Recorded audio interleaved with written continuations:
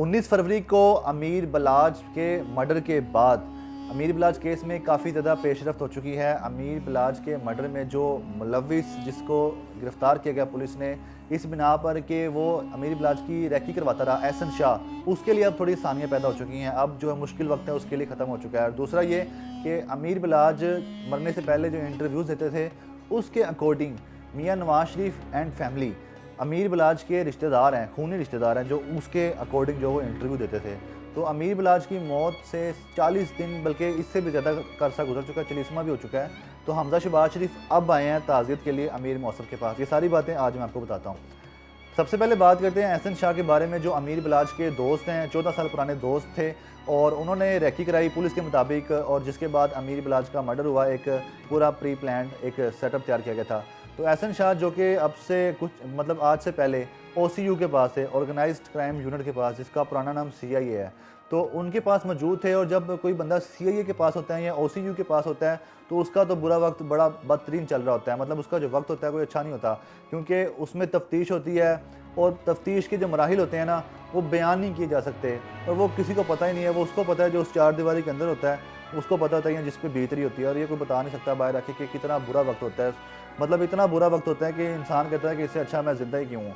तो एहसन शाह जो है वहाँ से अब निकल गया, अब जुडिशल हो चुका है। और पुलिस ने अपनी जो तफ्तीश है उसकी मुकम्मल करने के बाद एक फ़ाइल बना के सबमिट करा दी है, एहसन शाह को जुडिशल कर दिया। अब ये कोर्ट की पेशियाँ हुआ करेंगी और ये केस के जो ट्रायल हैं वो चला करेंगे। और पुलिस के मुताबिक एहसन शाह ने जो अमीर बलाज के मर्डर के लिए रकम ली थी, मतलब उसकी रैकी करवाने के लिए, उस रकम का बड़ा हिस्सा जो है पुलिस ने रिकवर कर लिया है। और केस जो है शवाहिद मुकम्मल करने के बाद एक रिपोर्ट तैयार की है और अब एहसन शाह जुडिशल हैं। अब उनके लिए थोड़ी आसानी है।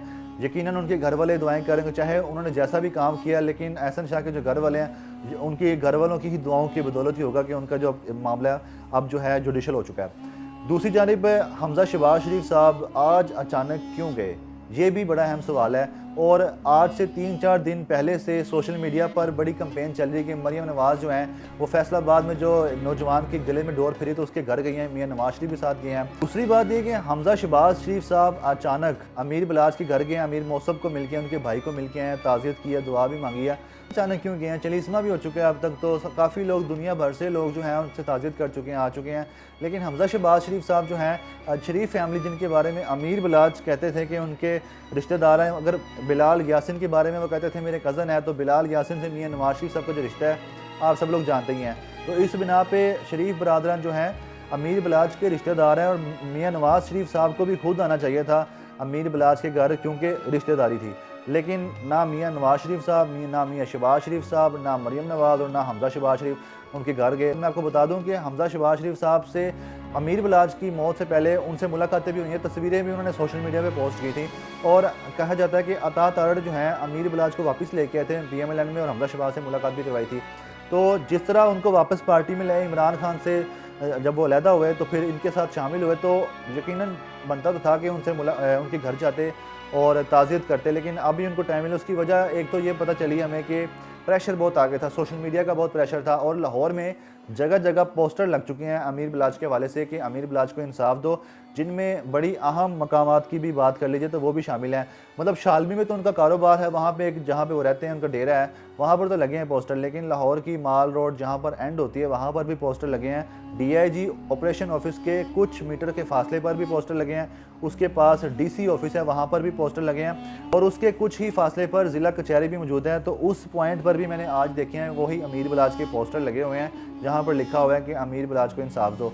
तो ये सारा चल रहा था, एक प्रेशर आ रहा था। और सोशल मीडिया पर जो प्रेशर था वो लोग ये कह रहे थे कि मरियम नवाज़ जो हैं अपने वालिद साहब मियाँ नवाज शरीफ के साथ गई हैं फैसलाबाद में, जो नौजवान के गले में डोर फिर गया। लेकिन उनकी पार्टी से एफिलिएटेड एक बंदा जिसकी इस तरह मौत हो जाती है कि 19 फरवरी की रात को जब वो शादी पे जाते हैं और वहाँ पे आके कोई बंदा उनको मार जाता है, तो इसके बाद उनका जाना भी बनता था। लेकिन ये सोशल मीडिया का प्रेशर कह लें। दूसरी हमारे कुछ दोस्त बता रहे हैं कि 8 फरवरी का जो इलेक्शन हुआ था उसके बाद जो है असम्बली बन रही थी। शरीफ बरादरान की जो फैमिली है वो इस सिलसिले में काफ़ी मसरूफ़ थी कि गवर्नमेंट बनाई जाए पंजाब में, चूँकि मरियम नवाज़ ने वज़ीर आला बनना है और फिर बनने के बाद नई नई जिम्मेदारियाँ, पहली बार वज़ीर आला बनी है। तो कुछ दोस्त ये बता रहे हैं कि इस वजह से भी हमजा शहबाज जो हैं इससे पहले ना जा सके। लेकिन अभी अब वो चले गए हैं। और ये एक अब तक की जो अपडेट है अमीर बलाज मर्डर केस में जो सामने आई है, हमने आपके आगे रखती हैं।